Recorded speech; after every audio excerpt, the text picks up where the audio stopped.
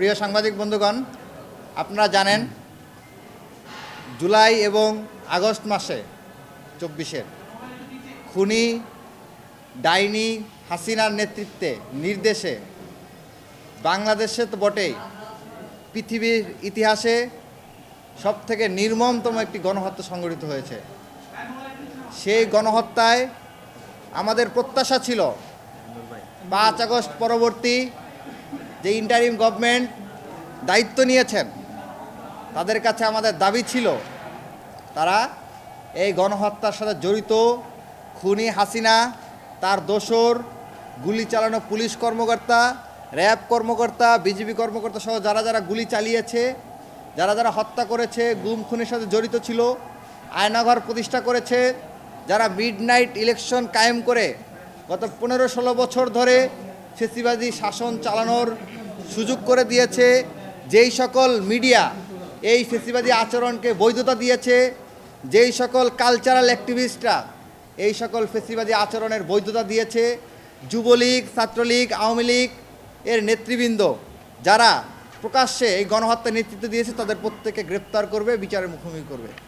কিন্তু অত্যন্ত দুঃখজনক হলেও সত্য, 5 আগস্ট পরবর্তী সময়ে আমরা দেখতে পেয়েছি গভর্নমেন্টের ছত্রছায়ায়, প্রশাসনের ছত্রছায়ায় অনেক খুনি লীগ নেতৃবৃন্দ গ্রেপ্তার হওয়ার পরে দেশ থেকে পালিয়ে গিয়েছে।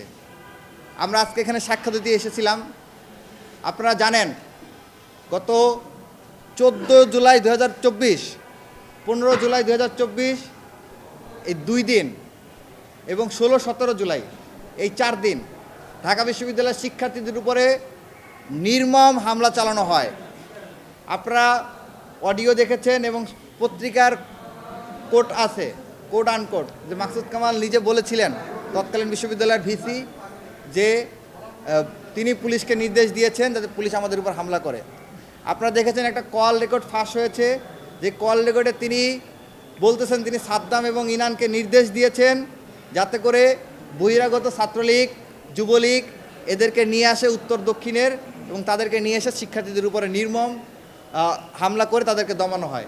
এমনকি তিনি সেখানে প্রস্তুতির কথাও বলছেন যে তারা তাদের পর্যাপ্ত প্রস্তুতি সহ আসে।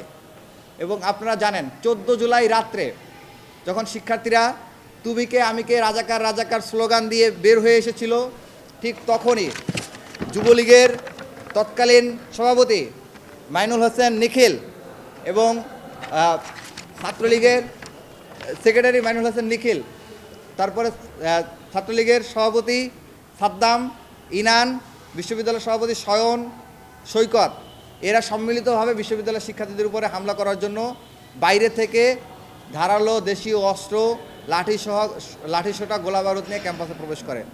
এবং ওই দিন আল্লাহর অশেষ রহমত ছিল যে শিক্ষার্থীরা এই অনাকাঙ্ক্ষিত ঘটনা থেকে বেঁচে যায়।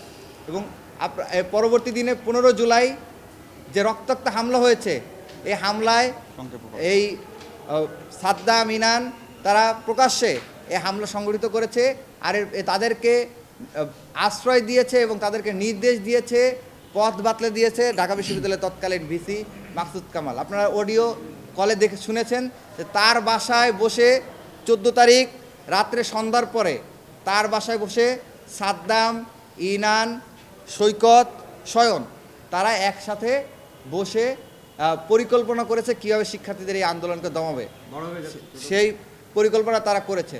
তো সেই বিষয়ে আমরা আজকে এখানে সাক্ষ্য দিতে এসেছি। আমরা আংশিক সাক্ষ্য দিয়ে এসেছি, যেহেতু আপনাদেরকে বলেছিলাম আমরা একটাই প্রেস ব্রিফ করবো, আমরা বাকি অংশ যেয়ে আবার সম্পূর্ণ করব।